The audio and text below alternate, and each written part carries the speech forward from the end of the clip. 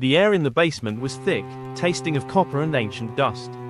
It was 3:17 a.m., the hour when the veil between the living and the forgotten grows thin. Samir sat hunched over his workbench, his eyes bloodshot, his hands trembling as he gripped a piece of fine silk. Before him stood the mirror. It was a Victorian-era monstrosity, framed in black mahogany that looked less like wood and more like charred bone. For 3 weeks, Samir had been obsessed with it. He hadn't slept, he hadn't showered, he had barely eaten. His friend, Kabir, stood near the doorway, the light from his flashlight cutting through the gloom like a dull blade. "Samir, stop," Kabir whispered. His voice was ragged, terrified. "Look at yourself. Look at what this thing is doing to you." Samir didn't move. He didn't even breathe. He was staring into the glass. The surface was impossibly silver, reflecting the basement with a clarity that felt wrong. It was too bright, too real. "I'm almost done, Kabir," Samir muttered, his voice sounding like dry leaves skittering across a grave. "I've cleaned the silvering. I've polished the frame. I can see it now. I can see everything." Kabir took a step forward, the floorboards groaning under his weight. "There's nothing to see. It's just glass. You've been talking to your own reflection for 6 hours. Please, let's go." Samir finally looked up, but he didn't look at Kabir. He looked at Samir, the Samir inside the mirror. Then, it happened. Samir's eyes were wide open, unblinking, fixed in a stare of pure madness. But the Samir inside the glass, his eyelids suddenly dropped. A slow, deliberate blink. The reflection's eyes closed, stayed shut for a heartbeat, and then opened again. Samir froze. The silk cloth slipped from his numb fingers. Outside the glass, Samir's eyes had not moved. He had not blinked. He was certain of it. His eyes were burning, dry, and strained, but the man in the mirror was now smiling. It wasn't a smile of friendship. It was the smile of a predator that had finally been let out of its cage. "Kabir," Samir whispered, his voice trembling with a primal, animal fear. "Did you see that?" Kabir stood frozen, his flashlight shaking so violently that the shadows on the wall seemed to dance. "See what?" "Samir, you're shaking. You're hallucinating." "The reflection," Samir gasped, his heart hammering against his ribs like a trapped bird. It blinked." "Kabir, I didn't blink, but he did." The basement fell into a suffocating silence. The only sound was the rhythmic drip, drip, drip, of a leaky pipe somewhere in the darkness. The reflection in the mirror was no longer mimicking Samir. While Samir sat paralyzed with fear, the reflection slowly leaned forward. Its movements were fluid, oily. It pressed its hands against the inside of the glass. Squeak. The sound of flesh dragging against glass filled the room. Samir watched, horrified, as the reflection's fingers began to lengthen. The reflection's face pressed against the surface, the nose flattening, the eyes widening until the whites were visible all around the pupils. "It's not a reflection," Samir choked out, his lungs refusing to take in air. "It's a window." To understand the horror of that night, one must look back to how the mirror arrived at Samir's workshop. Samir was a man of logic. He restored history. He believed that everything old could be made new again with enough patience and oil. But this mirror was different. It had been recovered from a haunted Haveli in the outskirts of Rajasthan, a place where the villagers refused to say the name of the family that once lived there. They said the family didn't die of old age or disease. They said they simply faded. One by one, the family members disappeared, leaving behind a house full of furniture and a dozen mirrors covered in heavy black cloth. When Samir received the commission to restore the centerpiece mirror, he laughed at the warnings. "Mirrors don't hold ghosts," he had told Kabir over a drink. "They just hold light." But on the first night, the light began to change. Samir noticed it during the initial cleaning. He would be scrubbing a corner of the frame, and for a split second, he would see a movement in the background of the reflection, a shadow moving across the basement floor. But when he turned around, the room was empty. Kabir, who had stayed with Samir out of a sense of loyalty, felt the change too. The air in the house became colder. The smell of rotting lilies began to waft from the basement, even though there were no flowers for miles. "Samir, there's a legend about these types of mirrors," Kabir had warned him on the second week. "The Ahoras speak of Ain-e-Seer, the black mirrors. They weren't made to show your face. They were made to trap the Chaya, the shadow soul. If you stare into them for too long, the shadow soul grows hungry. It wants to swap places." Samir had dismissed it as superstition, but that was before the scratching started. Every night, at exactly 3 a.m., a soft, rhythmic scratching would come from behind the glass. Scritch, scratch, scritch. Like a fingernail trying to find a crack in a wall. By the third week, Samir stopped leaving the basement. He became convinced that the mirror was dirty, that the scratches were just imperfections in the glass. He worked feverishly, polishing the surface until his fingers bled. He didn't realize that he wasn't cleaning the mirror. He was thinning the barrier. Back in the present moment, the basement light flickered and died. The only light left was the erratic beam from Kabir's flashlight. It hit the mirror, and for a second, the reflection was gone. There was only darkness. Then, a voice came from the mirror. It wasn't Samir's voice. It was a distorted, echoing version of it, like a voice coming from the bottom of a deep, watery well. "Thank you, Samir," the reflection whispered. Samir felt a coldness wash over his skin, a sensation like being submerged in ice water. He looked down at his own hands. They were turning grey. They were becoming transparent. "Kabir, help me," Samir tried to scream, but no sound came out. He looked into the mirror and saw his own reflection, the real Samir, now trapped inside the silver depths. The entity that had been inside the mirror was now sitting in Samir's chair. It stood up slowly, stretching Samir's limbs as if testing a new suit of clothes. It cracked Samir's neck, a sickening pop echoing in the silent basement. Kabir backed away, his flashlight dropping to the floor. "Samir, is that you?" The man standing at the workbench turned around. He looked exactly like Samir. He had Samir's eyes, Samir's clothes, Samir's face. But he didn't blink. He just stared at Kabir with a wide, unmoving gaze. "I'm fine, Kabir," the entity said, his voice now perfectly mimicking Samir's. "I've never felt better. The mirror is finally clean." Kabir looked at the mirror. Inside the glass, the real Samir was screaming, his face pressed against the surface, his fists pounding on the invisible barrier. But there was no sound. Only the sight of a man drowning in silver. "You're not him," Kabir whispered, reaching for a heavy iron tool on the wall. The entity smiled. It was a slow, terrifying transition. "And who are you, Kabir? Are you the friend who stays? Or the friend who joins him?" The entity took a step toward Kabir. In the reflection, the real Samir was waving his arms, pointing desperately at the back of the mirror. Kabir looked. Behind the mirror, hidden in the mahogany frame, was a small, ancient latch. An Ahuri seal. If he could break the glass, maybe Samir would be free. Or maybe, he would let out something much worse. The entity lunged. Kabir swung the iron tool, not at the entity, but at the mirror. Crack. The sound was like a gunshot. The glass didn't shatter into pieces, it bled. A thick, black liquid began to pour from the crack, smelling of ancient graves and forgotten sins. The entity let out a shriek that wasn't human. It clutched its face as Samir's features began to melt, sliding off its bone structure like wax. "Kabir, run!" The voice came from everywhere and nowhere. The basement began to shake. The shadows on the walls detached themselves and started crawling toward the center of the room. Kabir didn't look back. He scrambled up the stairs, the sound of breaking glass and inhuman screaming chasing him into the night. When the police arrived the next morning, the basement was empty. There was no mirror, there was no workbench, there was only a pile of black ash in the center of the floor and a single, silver shard of glass. Kabir was found wandering the highway 3 miles away, his hair turned completely white, his eyes fixed in a permanent stare. He wouldn't speak, he wouldn't eat, he only did one thing. He refused to look at any reflective surface. Every mirror in the hospital had to be covered with black cloth. Because whenever Kabir saw his own reflection, he didn't see himself.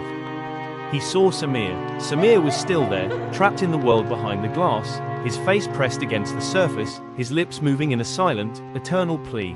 "Don't blink." 3 days had passed since the incident in the basement. Kabir sat in his apartment, the windows covered with thick, black garbage bags. He had moved all the furniture to the center of the room. Every mirror was shattered, the shards buried in a deep hole in the backyard. Every stainless steel pot was painted matte black. Even his smartphone lay smashed in the kitchen sink. He sat in the dim glow of a single candle. His eyes were sunken, rimmed with the red fatigue of a man who knew that sleep was a trap. He wasn't alone. He could feel it. The air in the apartment felt thin, as if the physical world was being stretched like old fabric. He kept hearing a sound, a faint, rhythmic thumping. It wasn't coming from the walls or the floor. It was coming from inside his own head. Thump, thump, thump. It was the sound of Samir's heartbeat. Or rather, the heartbeat of the thing that had taken Samir's place. Kabir reached for a leather-bound notebook on the floor. It was Samir's journal, the one he had managed to grab before fleeing the basement. The pages were filled with frantic sketches of the mirror, but as the dates progressed, the drawings changed. Samir hadn't been restoring the mirror. He had been translating it. On the final page, dated the day of the disappearance, Samir had written a single sentence over and over again, until the ink tore through the paper. The eye is the first mirror. If he sees you, he owns the glass. Kabir's breath hitched. He looked at the candle flame. In the tiny, dancing reflection of the fire in his own pupils, he saw a movement. A small, dark figure standing in the center of his own eye. He squeezed his eyes shut, his hands clawing at his face. "You're not real," Kabir whimpered. "Samir is gone. You're just a memory, or a replacement." The voice didn't come from the room. It came from the shadows behind his eyelids. Kabir bolted upright. He grabbed a flashlight and aimed it at the corner of the room. The beam hit the wall, but there was no shadow. Kabir was standing right in front of the light, but the wall behind him was blank. His shadow was gone. Driven by a desperate need to find Samir, or at least to stop the thing wearing his face, Kabir drove back to the outskirts of the city. He sought the Haveli of the Seven Silences, the place where the mirror had originated. The Haveli stood like a rotting tooth against the grey sky. It was a massive, sprawling structure of red sandstone, its balconies sagging like heavy eyelids. There were no birds here, no insects. Even the wind seemed to avoid the whistling gaps in the stone. Kabir stepped through the rusted gates. The ground was littered with broken glass. Thousands of pieces, glinting in the pale sun. He entered the main hall. The smell hit him instantly, the scent of rotting lilies and old copper. The same smell from the basement. "Samir," Kabir called out, his voice swallowed by the vast, hollow space. "I'm here, Kabir." The reply came from a puddle of stagnant water in the corner of the room. Kabir walked toward it, his heart hammering. He looked down into the dirty water. He didn't see his own reflection. He saw the basement. He saw the workbench. And he saw Samir, the real Samir, standing in the silver void, his hands pressed against the water as if it were a window. Samir's face was gaunt, his skin the color of ash. He was screaming, his mouth wide, but no sound came through the surface of the puddle. He began to write something in the silt at the bottom of the water. "Takethes." Kabir backed away, tripping over a fallen pillar. "Take the eyes. What does that mean, Samir?" Suddenly, the water in the puddle began to ripple violently. A hand, grey, wet, and impossibly long, reached out from the surface. It gripped the edge of the stone floor, the nails scratching against the rock. Scritch, scratch, scritch. The entity was coming through. Kabir scrambled back, his flashlight beam swinging wildly. He saw the entity pull itself out of the puddle. It moved with a jerky, unnatural motion, like a film reel skipping frames. It looked like Samir, but its skin was oily, and its eyes were just two smooth, silver spheres. No pupils, no irises, just mirrors. "The Haveli is a hungry place, Kabir," the entity said, its voice echoing through the hall. "The family didn't disappear, they were harvested. One by one, their reflections grew stronger than their bodies. And now, you've brought me the final piece." "What piece?" Kabir gasped, cornered against a locked door. "A witness," the entity whispered, leaning in close. Kabir looked into the entity's silver eyes.